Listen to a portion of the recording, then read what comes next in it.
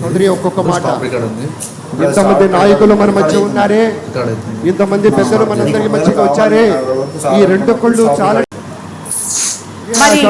మన నటసింహం the legend జై బాలయ్య.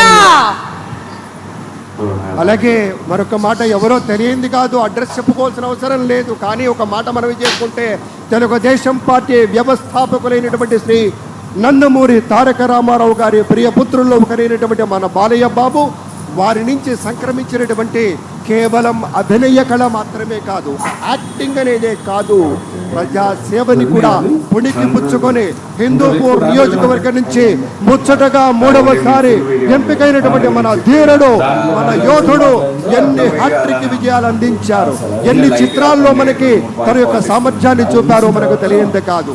అదొక్కటే కాదు పెద్దలారా, బాలయ్య బాబు గారి గురించి చెప్పుకుంటే బసవరామ తారకం ట్రస్ట్ పేరిట ఆయన అందించేటువంటి సేవలు అనుపమానం, అద్భుతం.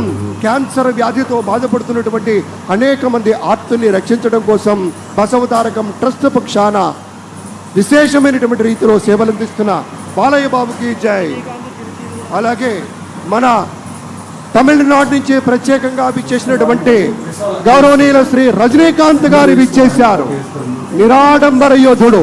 అలాగే మన పెద్దలు మెగాస్టార్ శ్రీ చిరంజీవి గారు విచ్చేశారు. స్వాగతం పలుకుతాం గట్టిగా మన మెగాస్టార్ చిరంజీవి గారికి. అద్భుతం.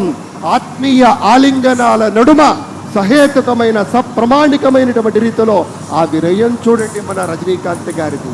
ఎంత ఎత్తుకెదిగినటువంటి గొప్ప కళాకారుడు అయినా కూడా వదిగి ఉండేటువంటి ఆ మహనీయులందరికీ స్వాగతం పలుకుతున్నాం. It gives us great pleasure to welcome Talaiva superstar Rajnikanth garu and Lata Rajnikanth garu to Andhra Pradesh for this momentous occasion. Padma విభూషణులు ఆ రోజు మనం అంతా చూసాం. పుత్రోత్సాహం తండ్రికి ఏ విధంగా ఉంటుందో మనకి తెలియదు, కానీ సోదర ఉత్సాహం ఆ సాష్టాంగ నమస్కారంలో మనం అంతా వీక్షించాం.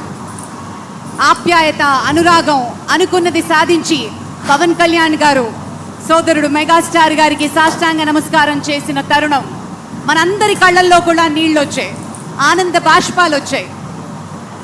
ఒక విజయాన్ని సొంతం చేసుకుని తిరిగి ఇంటికి వెళ్ళి తల్లి గారికి, వదిన గారికి, అన్నగారికి చేసిన సాష్టాంగ నమస్కారాన్ని ఈరోజు సభాముఖంగా గుర్తు చేసుకోవడం అవసరం అనిపించింది. Gives us great pleasure to welcome all the dignitaries across the world. ఇప్పుడు ఒక సాంస్కృతిక అంశంలోకి వెళ్ళే ముందు ఒక ఆడియో విజువల్ ప్రెజెంటేషన్ ప్లే చేయవలసిందిగా టెక్నికల్ టీమ్ ని రిక్వెస్ట్ చేస్తున్నాం. Maybe please. ప్రజల నుదిటి రాతను మార్చిన నాయకత్వం శ్రీ నారా చంద్రబాబు పిన్న వయసులోని చంద్రగిరి శాసనసభ నియోజకవర్గం నుండి ఎమ్మెల్యేగా గెలుపొంది రాష్ట్ర శాసనసభలో అడుగుపెట్టారు. 30 ఏళ్ల వయసులోనే ఆంధ్రప్రదేశ్ రాష్ట్ర చలనచిత్ర పరిశ్రమ పురావస్తు శాఖల మంత్రిగా బాధ్యతలు చేపట్టారు. 1995 సెప్టెంబర్ 1న ఉమ్మడి ఆంధ్రప్రదేశ్ ముఖ్యమంత్రిగా ఆయన ప్రమాణ స్వీకారం చేసే నాటికి శ్రీ నారా చంద్రబాబు నాయుడు గారి వయసు 45 ఏళ్లు. ప్రజలు వేరు, ప్రభుత్వం వేరు కాదని, ప్రజలే ప్రభుత్వమని అంటూ ప్రజల వద్దకు పాలనను తీసుకువెళ్లిన మొదటి ముఖ్యమంత్రి ఆయన. చంద్రబాబు గారు అధికారం చేపట్టే నాటికి ఆనాటి రాష్ట్ర ఆర్థిక పరిస్థితులు అనుకూలంగా లేవు. అలాంటి పరిస్థితుల్లో సంపద సృష్టి అనే సరికొత్త పంథాన్ని ఎన్నుకున్నారు చంద్రబాబు. అదే సమయంలో ప్రభుత్వంలో ఉన్న 47 కీలక శాఖలను నిరంతరం పర్యవేక్షిస్తూ